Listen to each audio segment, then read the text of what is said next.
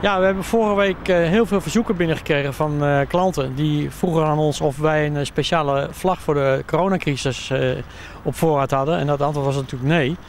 En toen zijn we toch met het idee aan de gang gegaan en hebben een tekst overgenomen van iemand uit Brabant, met elkaar voor elkaar. En zijn daarmee aan de gang gegaan. Toen hebben we eerst nog op de social media gepeild van is hier behoefte aan. Nou, daar waren de reacties zo ontzettend positief. Dat we hebben vrijdag meteen een aantal in productie genomen en in het weekend zijn echt honderden bestellingen binnengekomen. Nu zijn een commercieel bedrijf, maar het lijkt me dat op deze vlag geen winst gemaakt wordt. Ja, heel goed punt, want daar hebben we heel lang bij stilgestaan, want we willen hier absoluut geen economisch gewin uithalen. En daarom is de vlag ook heel laag geprijsd, €7,50 inclusief verzending en btw.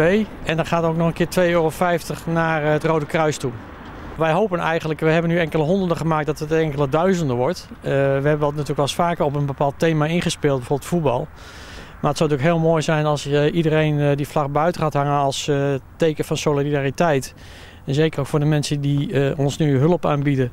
De mensen die in de zorg zitten en mensen met de kritische beroepen. Om aan te geven dat wij hun steunen. Ja, we hebben het Rode Kruis ook hebben een reactie gekregen en die waren ontzettend positief. En die hopen dat er heel veel vlaggen verkocht worden. En wat hopen jullie dat er precies gaat gebeuren uiteindelijk met deze vlaggen? Ja, nou, ik hoop dat in ieder huis uiteindelijk die vlag zou komen te hangen. Niet omdat wij dan veel vlaggen verkopen, maar dat er veel naar het Rode Kruis toe gaat. Want ik al zeg, de prijs is zo laag, we verdienen er echt niks op.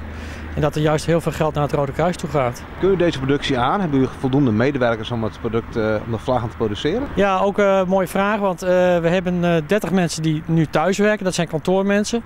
En we hebben nu een aantal mensen gevraagd op vrijwillige basis om hier naar Dokkum te komen in de productie. En er staan nu op dit moment ook een aantal mensen gewoon in te pakken die normaal een heel ander beroep hebben.